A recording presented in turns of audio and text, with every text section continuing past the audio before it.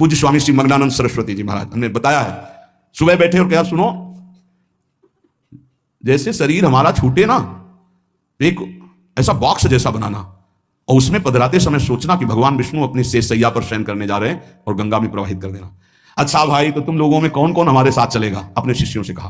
तो सबसे बड़े शिष्य शिवानंद स्वामी थे। तो उनका सरकार जहां आप हो, हम बोले नहीं, तुम विज्ञ हो, समस्त हमारा आंतरिक ज्ञान तुम्हें प्राप्त हो चुका है, तुम जन समुदाय को ज्ञान प्रदान करोगे। और कौन कौन चलेगा? तो 10 लोगों ने कहा कि आपके साथ ही हम चलेंगे। ये किसी को पता नहीं था कि आज ही घटना घटने वाली है। ठीक है। ठीक 2 बजे बाबा सरकार लघु शंका के लिए निकलते थे, आश्रम से हटकर फिर आश्रम में बैठ जाते थे। जे भी लघु शंका के निकले तो एक बावरा आदमी जो वही आश्रम में ही आकर के टिका था, सबको लगता था ये कुछ खतरा पैदा करेगा। वो गांजा पीता था, कुल्हाड़ रखता था साथ। बाबा सरकार रोज अपने भोग से दूध उसे पिलाते थे। जे भी लघु शंका को निकले 8-10 कुल्हाड़ ऐसे महापुरुष के जो अस्ते मात्र हो रहे शरीरा योग के पुंज एक ही समय में कई जगह पाए गए। ऐसे सिद्ध महापुरुष मग्नानंद सरस्वती जी महाराज एक ही समय में कई जगह पाए गए।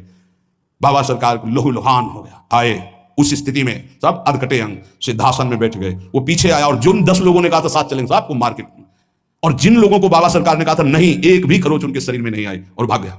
मानो काल ही ऐसे, उनको पता था। ऐसा नहीं कि भजनानंदी महापुरुषों को पता नहीं होता कि अब क्या होने वाला है, पर वो भगवान के रहस्य को वैसे ही रखते हैं जैसा भगवान चाहते हैं। क्या पूरे जीवन भर महान तप, परिणाम अंत में तो ये परिणाम थोड़ी है।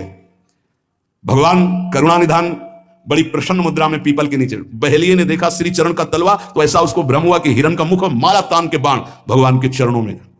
जो ही नजदीक गया देखा द्वारिकाधीश भगवान कांप गया। भगवान ने कहा मम इच्छा कह दीन दयाल। तुरंत दिव्य विमान आया और उससे कहा इसका फल है कि तुम परम पद में जाओ। और भगवान अंतर्धान हो रहे, निमित्त बनाकर वो सशरीर भगवान अंतर्ध्यान।